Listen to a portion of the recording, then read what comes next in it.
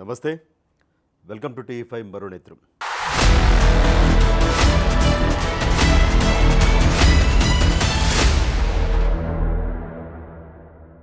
రాజకీయాల్లోకి వచ్చినప్పుడు 10 మందిని కలుపుకుంటూ పోవాలి. 10 మందిని కెలుక్కుంటూ అస్సలు పోకూడదు.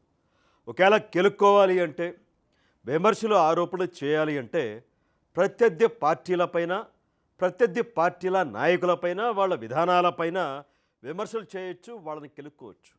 కానీ వీటన్నిటికీ మించి ఒక్కరుంటారు, వాళ్ళ జోలికి అసలు వెళ్ళకూడదు, వాళ్ళని అసలు కెలుక్కోకూడదు, వాళ్ళ గురించి అసలు నెగిటివ్గా మాట్లాడకూడదు.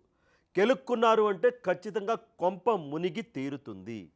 ఇప్పుడు తమిళనాడులో hero Vijay party, TVK party అలాంటి పరిస్థితిని ఎదుర్కొంటూ ఉంది. మరి ఆయన పార్టీ పెట్టారు కొత్తగా. ఎంజీఆర్ లాగా తమిళనాడుకి ముఖ్యమంత్రి అవుతారా, లేదా ఉప ముఖ్యమంత్రి అవుతారా, లేదంటే ఓడిపోతారా, ఈ అంశాన్ని పక్కన పెడితే పార్టీ పెట్టిన నాటి నుంచి కూడా విజయ్ వరుసగా తప్పటడుగులు వేస్తూనే ఉన్నాడు. కరూరు తొక్కిసలాట్లో 41 మంది ప్రాణాలు కోల్పోవడం కావచ్చు, కుటుంబాన్ని గాలికి వదిలేయడం కావచ్చు, ఆయన భార్య విడాకుల కోసం కోర్టును ఆశ్రయించడం కావచ్చు, ప్రత్యర్థి పార్టీల నాయకులు ఏవైతే విమర్శలు చేస్తూ ఉన్నారో వాటన్నిటినీ కూడా పక్కన పెట్టేసి త్రిషాతో చట్టా పట్టాలు వేసుకుని తిరగడం కావచ్చు. ఇవన్నీ ఒక ఎత్తు అయితే, ఇప్పుడు ఏకంగా తమిళనాడు ప్రజలు, నాట్ ఓన్లీ తమిళనాడు, తెలుగు రాష్ట్రాలు, తెలంగాణ కావచ్చు, ఆంధ్రప్రదేశ్ కావచ్చు, కర్ణాటక కావచ్చు, కేరళ కావచ్చు, బాలీవుడ్ కావచ్చు, అంటే ఉత్తరాది దక్షిణాది అని లేకుండా అన్ని రాష్ట్రాల ప్రజలు, ముఖ్యంగా సినిమా ప్రేక్షకులు, భారతదేశంలోని సినిమా ప్రేక్షకులు గౌరవించే వ్యక్తి రజనీకాంత్ గారు. రాజకీయాలకు అతీతంగా అన్ని రాజకీయ పార్టీలు గౌరవించే వ్యక్తి, అన్ని సినిమా ఇండస్ట్రీలు గౌరవించే వ్యక్తి రజనీకాంత్ గారు. ఆయన జోలికి మాత్రం పోకూడదు కదా. ఆయన ఏమైనా పార్టీలో ఉన్నారా, పార్టీ పదవులు ఏమైనా అనుభవిస్తూ ఉన్నారా అంటే లేదు. ఏ పార్టీలతో సంబంధం లేకుండా, రాజకీయాలతో సంబంధం లేకుండా ఆయన సినిమాలు ఏవో ఆయన చేసుకుంటూ ఉన్నారు ఈ వయసులో. ఇలాంటి టైంలో టీవీకే విజయ్ పార్టీ వెళ్ళి రజనీకాంత్ గారిని గెలికేశారు. అంటే విజయ్ని ఏదో లేపేయడానికి, విజయ్ని ఏదో ఆకాశానికి చూపించడానికి, విజయ్ ఏదో ఎవరెస్ట్ శిఖరం, ఎవరికి భయపడ్డు, ఎవరికి లొంగడు, తోప్ తురుం ఖాన్ మా విజయ్ అని చెప్పడానికి చెబితే చెప్పుకోవచ్చు. వాళ్ళ నాయకుడి గురించి ఎవరైనా డబ్బా కొట్టుకుంటారు, ఉన్నవే చెప్తారు, లేనివి చెప్తారు, సినిమా డైలాగులు వేస్తారు, ఓకే, అదోకే. కానీ విజయ్ని ఎలివేట్ చేయడానికి రజనీకాంత్ గారిని ఇక్కడ అవమానించారు. సో తమిళనాడులో రజనీకాంత్ గారి అభిమానులు మండిపడుతూ ఉన్నారు టీవీకే పార్టీ పైన, ఆ పార్టీ అధినేత విజయ్ పైన. రజనీకాంత్ గారిని ఎవరైతే విమర్శించాడో విజయ్ రైట్ హ్యాండ్ అధవ్ అర్జున, ఆ పార్టీ ప్రధాన కార్యదర్శి, అతనిపైన మండిపడుతూ ఉన్నారు. రజనీకాంత్ గారికి మద్దతుగా, టీవీకేకి వ్యతిరేకంగా సోషల్ మీడియాలో పోస్టులు, తమిళనాడు వ్యాప్తంగా పోస్టర్లు కూడా వేస్తూ ఉన్నారు. అన్నాడీఎంకే, డిఎంకే, బీజేపీ అన్ని పార్టీలు కూడా విజయ్ పార్టీకి వ్యతిరేకంగా, విజయ్కి వ్యతిరేకంగా మాట్లాడుతున్న పరిస్థితి కనిపిస్తూ ఉంది. బట్ ఇప్పటికీ ఆ వ్యాఖ్యలు ఎవరైతే చేశారో అధవ్ అర్జున, అతను కానీ విజయ్ కానీ ఎలాంటి ప్రకటన, క్షమాపణ చెప్పలేదు. అసలు ఏం జరిగిందో ఒకసారి చూడండి, ఏం మాట్లాడాడో ఈ అధవ్ అర్జున. தமிழ்நாட்டில் எம்ஜிஆருக்கு அப்புறம் ஒரு பிரபலமான ஒரு தலைவரா ரஜினிகாந்த் அவர்கள் வரணும்னு நினைச்சார். அரசியல் தந்து சிஸ்டத்தை மாத்தணும், எல்லாம் பண்ணணும்னு நினைச்சார். ஆனால் இதே திமுக குடும்பம் பல மிரட்டல்களை கொடுத்து அவரை அரசியல் கட்சி வர விடாம பாத்துக்கிட்டாங்க. அந்த கமலஹாசன் அண்ணன் கட்சி ஆரம்பிச்சு டிவிலாம் உடைச்சாரு. ஆனால் அவராலே అతను మాట్లాడిన మాటలు. రజనీకాంత్ గారు పార్టీ పెట్టాలనుకున్నారు. ఎంజీఆర్ గారి తర్వాత అంతటి ఫాలోయింగ్ కూడా రజనీకాంత్ గారికి ఉంది. కానీ ఆయన పార్టీ పెట్టకుండానే వెనుదిరిగారు, తోకముడి చేశారు. దానికి కారణం ఏంటంటే ఇప్పుడు అధికారంలో ఉన్న స్టాలిన్ పార్టీ, డిఎంకే పార్టీ ఆయన్ని బెదిరించింది. ఆ బెదిరింపులకు భయపడిపోయిన రజనీకాంత్, ఆ బెదిరింపులకు తలగ్గిన రజనీకాంత్ వెనకడుగు వేశారు పార్టీ పెట్టకుండానే అని రజనీకాంత్ గారి గురించి మాట్లాడారు. సో వెనకడుగు వేయడమే కాకుండా డిఎంకే బెదిరింపులకి లొంగిపోయి ఆయన ఏకంగా ఆ సినిమాలో, వాళ్ళు నిర్మాణ సంస్థ రెడ్ జెయింట్ మూవీస్ అనే నిర్మాణ సంస్థ ఉంది డిఎంకేకి సంబంధించి, స్టాలిన్కి, దాంట్లో ఏకంగా ఆయన మూవీ చేస్తూ ఉన్నాడు, లాలూచి పడిపోయాడు అన్నట్టుగా మాట్లాడారు. అలాగే కమల్ హాసన్ కూడా, ఆయన కూడా ఏదో పార్టీ పెట్టారు, డిఎంకే బెదిరింపులకి లొంగిపోయాడు. ఆయన కూడా రెడ్ జెయింట్ మూవీస్తో రజనీకాంత్తో కలిసి ఆయన కూడా సినిమా చేస్తూ ఉన్నాడు కమల్ హాసను. అలాగే పన్నీర్ సెల్వం కూడా 3 సార్లు ముఖ్యమంత్రిగా చేశాడు. ఆయన కూడా వాళ్ళ బెదిరింపులకు భయపడిపోయి డీఎంకే దగ్గరికి వెళ్ళిపోయాడని చెప్పేసి రజనీకాంత్ గారిని, కమల్ హాసన్ గారిని వీళ్ళందరినీ కూడా అవమానిస్తూ మాట్లాడాడు. చివరిలో ఏమన్నాడు అంటే, మా విజయ్ అలాంటోడు కాదు, రజనీకాంత్ లాగా బెదిరింపులకు భయపడే రకం కాదు, డబ్బులకి అమ్ముడు పోడు, కాబట్టి విజయ్ని ఎవరు కొనలేరు, విజయ్ ఎవరికి భయపడ్డు, విజయ్ తోపు తిరుముకారని మాట్లాడాడు. అంటే ఏంటి, విజయ్ని పెంచే క్రమంలో రజనీకాంత్ గారిని అవమానించాడు. అంటే వీళ్ళు డబ్బులకు లొంగిపోతారు, బెదిరింపులకు భయపడిపోతాడు రజనీకాంత్, బట్ రజనీకాంత్ కంటే మా విజయ్ గొప్పోడు, డబ్బులకి లొంగిపోడు, బెదిరింపులకి లొంగడు అన్నట్లుగా ఇప్పుడు ఈ వ్యాఖ్యలపైన మండిపడతా ఉన్నారు రజనీకాంత్ గారి అభిమానులు.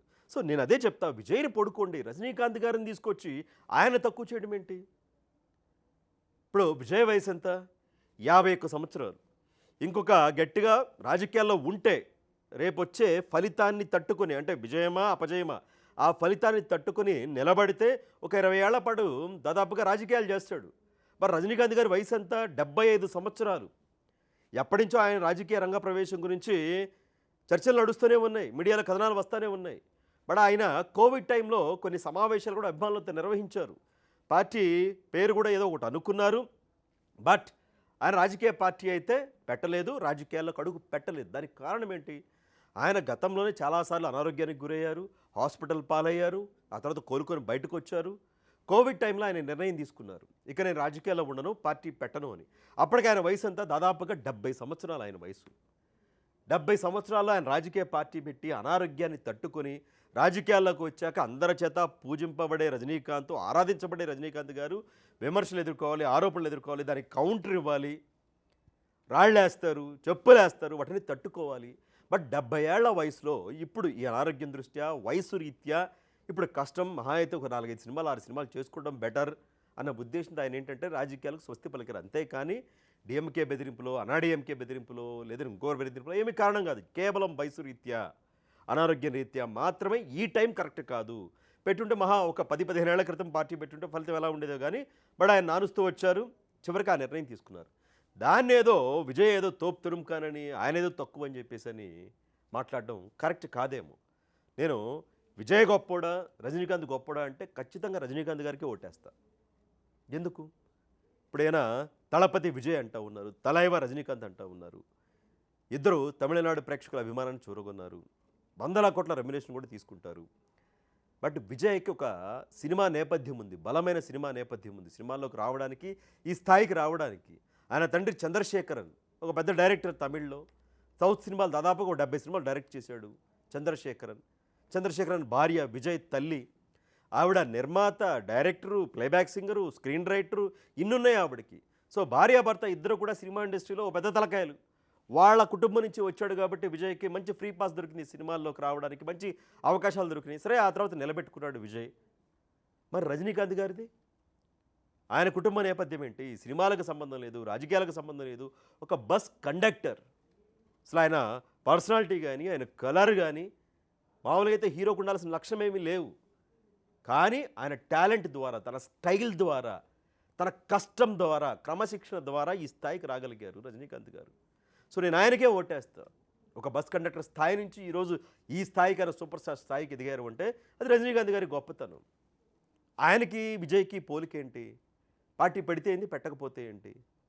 రజనీకాంత్ గారికి ఉండే స్థానం రజనీకాంత్ గారికి ఉంది. బట్ దీనిపై రజనీకాంత్ గారు రెస్పాండ్ అవ్వరేమో అనుకున్నారు కానీ, బట్ ఆయన రెస్పాండ్ అయ్యారు. ఆయన ఒక ప్రకటన విడుదల కూడా చేశారు. రజనీకాంత్ గారు ఏమన్నారో ఆ ప్రకటన ఒక్కసారి చూద్దాం. టీవీకే పార్టీ ముఖ్య నాయకత్వ బాధ్యతలో ఉన్న శ్రీ అదవ అర్జున గారు ఇటీవల నా గురించి వాస్తవాలకు విరుద్ధమైన ఒక అభిప్రాయాన్ని వ్యక్తం చేశారు.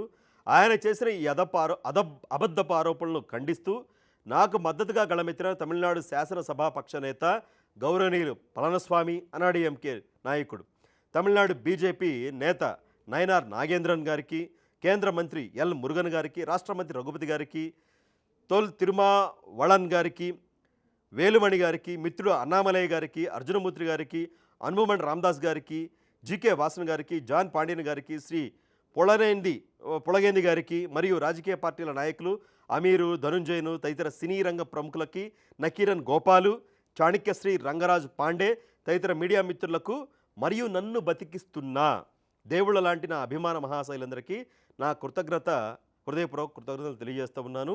అని లాస్ట్లో ఒక డైలాగ్ వదిలారు, పంచు డైలాగ్. అర్థమైందా రాజా అనేది రజనీకాంత్ గారితో ఒక సమావేశంలో ఒక సభలో ఏ విధంగా వైరల్ అయిందో తెలిసిందే కదా. ఇక్కడ ఒక మాట చెప్పారు ఆయన. ఈ మాట పైన కూడా పెద్ద ఎత్తున డిస్కషన్ జరుగుతూ ఉంది తమిళనాడులో. చివర్లో కాలం మాట్లాడదు కానీ వేచి ఉండి బదులిస్తుంది. సో ఆయన ఏమన్నారు అంటే ఈ వ్యాఖ్యలపైన, ఆయన మాట్లాడిన వ్యాఖ్యలు అబద్ధమని ఒకే ఒక మాట అన్నారు. విజయ్ని కానీ ఆ పార్టీని కానీ ఇంకేమనలేదు. చింతిస్తున్నాను ఆ వ్యాఖ్యల పట్ల అన్నారు, వాటిలో వాస్తవం లేదన్నారు.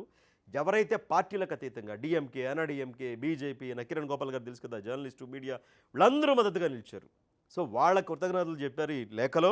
కాలం మాట్లాడదు కానీ వేచి ఉండి బదులిస్తుంది.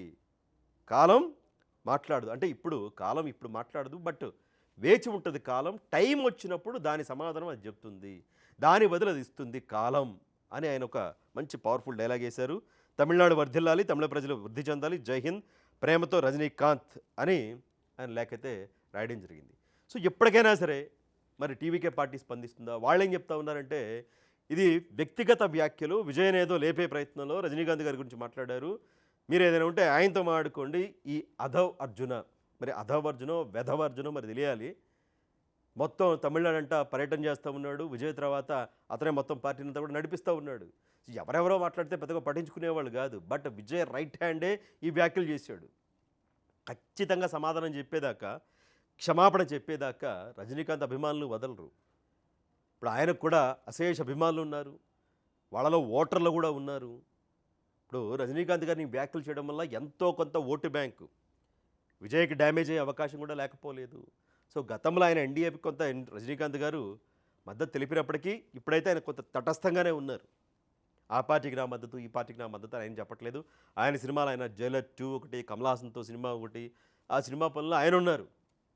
బట్ వెళ్ళి కామ్గా ఉన్నాయని వెళ్ళి వీళ్ళు గెలుక్కున్నారు. ఈ టీవీకే పార్టీ, విజయ్ పార్టీ, ఈ అధవ్ అర్జున అనే బ్యాచ్ అంతా కూడా.